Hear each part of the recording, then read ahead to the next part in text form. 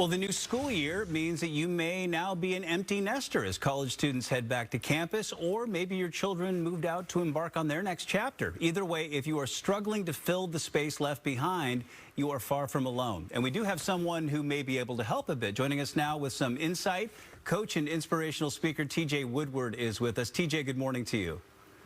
Thank you so much, Bill. Delighted to be here. I look forward to these conversations each month, and today is no exception. Yeah, it's great to have you. So we mentioned off the top, folks struggling with empty nest syndrome are far from alone. In fact, there's a term for this. Tell us about empty nest syndrome and how it can impact us.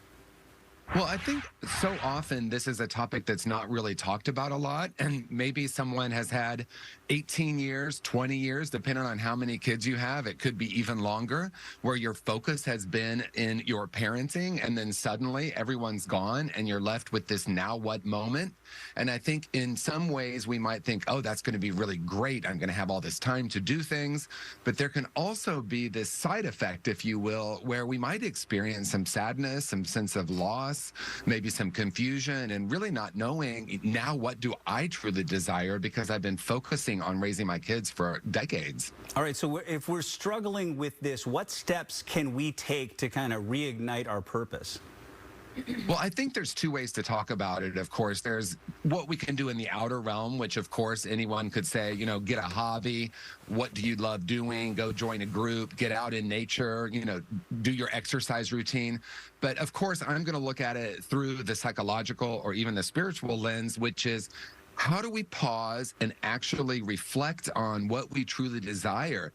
Like I said, some of us have been focused so much on our parenting that we might have lost touch with that. So I would invite anyone who's watching, who's experiencing this, to take a moment, pause, give yourself permission to feel whatever's present. Maybe it's okay to be sad. And once you're kind of through that, to start asking yourself, now what really helps me come to life? What is my desire? And really, you know, what is my passion and purpose for this next era of my life? Okay, let's talk about spouses now, because the empty nest can offer a chance to get to know each other again, in a sense. But then again, you know, if you've spent, you know, the last 18, 20 years raising kids, and that's been the primary focus of your relationship, all of a sudden you're looking at each other and you're saying, now what? So how can we reconnect with our partners in these situations?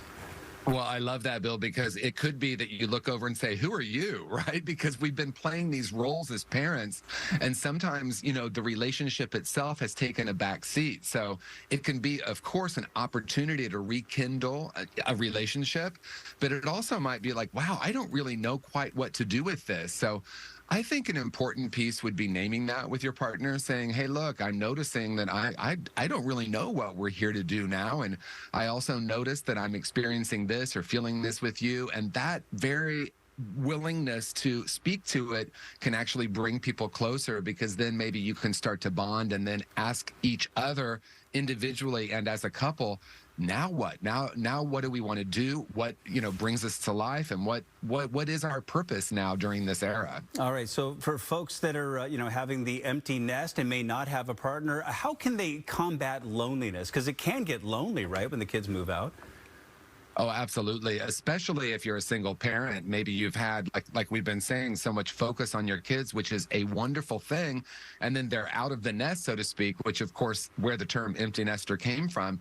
I think loneliness, again, is kind of a twofold thing. Of course, we can say, yeah, you know, reach out to your friends, join a group, get out in nature, you know, all the things that we can say in the outer. But the inner life is also, for me, it's really honoring. It's okay to be lonely. It's okay to be sad. Feel some of that. And then as you feel that, start to ask yourself those same questions we've been talking about. Now what? Now what for me? What is my passion and purpose? And for some people, that may be a process, because it's been a while since we've investigated that. So when we look at loneliness, of course, being around other people helps. And there's also a deeper sense of how we work with loneliness, which is starting with it's okay to feel whatever's present for you. I think the number one thing I could say to someone is whatever you're feeling and whatever you're experiencing is perfectly normal and okay. And for those of us who have invested so much time and effort in raising our kids, and now the kids may be off to college, or maybe they've moved away, what does a healthy relationship look like? Because we don't want to be a helicopter parent from 1,000 miles away, you know? Right. Well, and is it even going to work? Right. Some of us try to focus on our kids and, trying that helicopter parent thing. But really, this can be, not always, but it can be a sense of like not really knowing what my own individual purpose is. So we kind of project outward and shift back to trying to either control or, take part in our kids' life. And obviously, if we're talking about someone leaving high school and going into college, an important part of their growth and evolution is this differentiation, which can often leave the parent saying, oh my gosh, like you're not here for me in the way you used to be. And sometimes that is, oh, who am I without this role as parent? So all of these questions can come up.